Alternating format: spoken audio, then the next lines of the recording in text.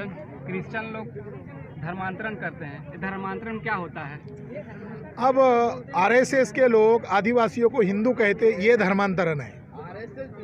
RSS के लोग SC के लोगों को हिंदू कहते, ये धर्मांतरण है। आदिवासियों को हिंदू कहते, ये धर्मांतरण है। पिछड़े वर्ग के लोगों को हिंदू कहते, ये धर्मांतरण है। भारत के संविधान में कहाँ हिंदू लिखा है? भारत के संविधान में एससी एसटी ओबीसी लिखा है। कहाँ हिंदू लिखा है? और ब्राह्मणों के धर्म ग्रंथ में हिंदू शब्द कहाँ है? रामायण में हिंदू शब्द नहीं है, गीता में हिंदू शब्द नहीं, महाभारत में हिंदू शब्द नहीं है। और आरएसएस जिसको आदर्श मानते हैं, स्वामी दयानंद सरस्वती, उसने सत्यार्थ प्रकाश नामक किताब लिखा और उसके पेज नंबर 181 पर लिखा, हिंदू मुगल मुसलमानों के द्वारा दी हुई गाली है। आपको 1874 में गाली लग रही थी, आज गर्व कैसे लग रहा है? तो आज गर्व इसीलिए लग रहा है कि अल्पसंख्यक ब्राह्मण गांव का सरपंच नहीं बन सकता, तो एससी एसटी ओबीसी के लोग उसको समर्थन देने वाले नहीं है। तो हिंदू के आड़ में ब्राह्मण छिपना जाता है। सर, बस्तर में क्रिश्चियन लोगों के ऊपर बहुत तो अभी हमारा राष्ट्रीय क्रिश्चियन मोर्चा ये प्रबोधन करके इकट्ठा कर रहा है। तो भारत के संविधान में माइनॉरिटीज़ को भी अधिकार दिए हैं। तो हम आने वाले समय में सड़क पर उतरेंगे। आरएसएस के लोग फर्जी संगठन चलाते, ईसाई राष्ट्रीय मंच, आरएसएस का ईसाई राष्ट्रीय मंच है। तो क्या मोहन भागवत धर्मांतरण करने के लिए ईसाई मंच बनाया? वो तो बेवकूफ़ बनाने के लिए बनाया। हम लोग राष्ट्रीय क्रिश्चियन मोर्चा क्यों बनाया? हम भारत के नागरिक हैं, हमारा वोटर आईडी है, अब वोटर है, अब वोट डाल सकते हैं, तो हम चुनकर भी आ सकते हैं। हम लोकतंत्र को बचाने के लिए हमने लोगों को इकट्ठा कर रहे हैं। आप लोकल चैनल चला रहे हो, आपको मैं ब्रेकिंग खबर दे रहा हूँ। ये जो मणिपुर में घटना हुई थी, इस मणिपुर घटना में 500 चर्चे जला दिए गए आरएसएस बीजेपी के द्वारा।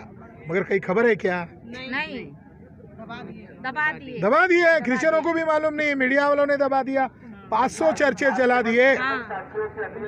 तब जाकर यूरोप में, अमेरिका में विरोध हुआ मोदी गवर्नमेंट का। दूसरा, अभी कुछ साल पहले बीजेपी के नेताओं के द्वारा एक कार्यक्रम का आयोजन किया गया और विनायक दामोदर सावरकर जो ब्राह्मण था, उसका भाई था दूसरा, उसने किताब लिखी है 1947 में, 1940 के आसपास, और उस किताब का नाम, यानी सावरकर भाई ने किताब लिखी, उसका रिप्रिंट कर रहे हैं बीजेपी के लोग।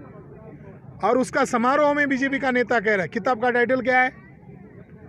जीसस तमिल ब्राह्मण थे, किताब का टाइटल। यानी तुम्हारे नेता ब्रिटिश भारत में किताब लिख रहे हैं कि जीसस तमिल ब्राह्मण थे, और उसको अभी तुम रीप्रिंट करके पब्लिश कर रहे हो।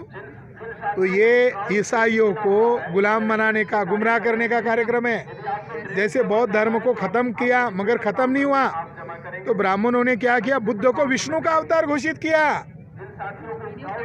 और विष्णु का अवतार घोषित करके बौद्ध धर्म खत्म किया। उसी तरह ये आरएसएस के ब्राह्मणों की साजिश है कि जीसस को तमिल ब्राह्मण घोषित करके इनके धर्म को भी खत्म कर दिया जाए। ऑन रिकॉर्ड बात कर रहा हूँ मैं। कितने दुष्ट लोग हैं ये, कितने षड्यंत्रकारी लोग हैं। बाबा साहब अम्बेडकर को भी कहते हैं वो ब्राह्मण थे, यानी उनकी जीभ भी कटती नहीं है, हड्डी नहीं उनके जीभ को।